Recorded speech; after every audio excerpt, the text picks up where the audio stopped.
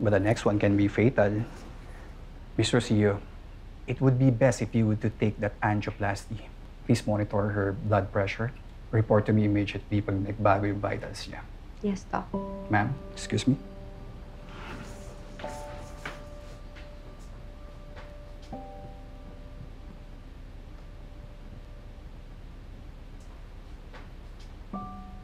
Pumayag ka na kasi magpa-angioplasty.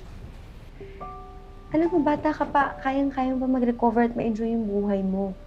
Ba't ba mas pinipili mo pang hintay na lang mamatay? Eh, ba't ikaw? Pwede ka namang mabuhay na kasama si Atom, but you choose not to. Pareho tayong matigas ang ulo. Siguro kaya nakakasundo tayo.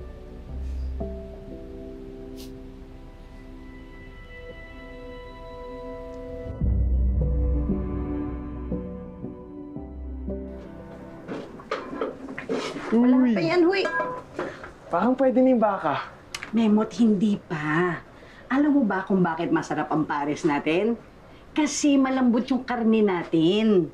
Kailangan mo talaga, pagtsagaan niya, hayaan mo siya lumambot. At kahit ang baka, ang pinakamasarap na karne sa lahat, pero yun din ang pinakamatagal palambutin, Memot. Kaya hindi talaga dapat dinadaan sa mabilisan. Kailangan may pasensya. Tagal naman. Abay, ganun talaga, anak. Kailangan mo habaan ng pisi at pasensya mo. Pag yan naman ay lumambot, naku, sulit yung pag-iantay mo. Kaya pala, kapag may tiyaga, may nilaga. Mismo! Eh, hindi naman talaga dapat dinadaan sa mabilisan yan. Parang pag-ibig. Diba? Kung talagang gusto mong palambutin ang puso ng babaeng iniibig mo, aba, magtiyaga ka. Huwag kang naiinip. Naintindihan mo na? Oo naman. Sana naintindihan din ng iba dyan.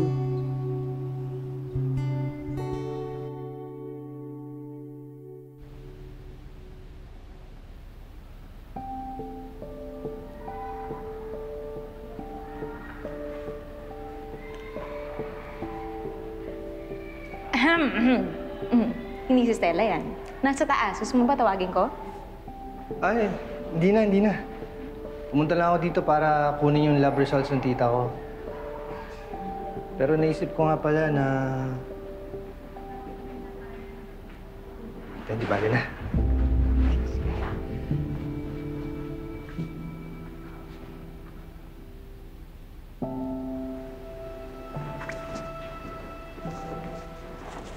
Ano yung ballpen?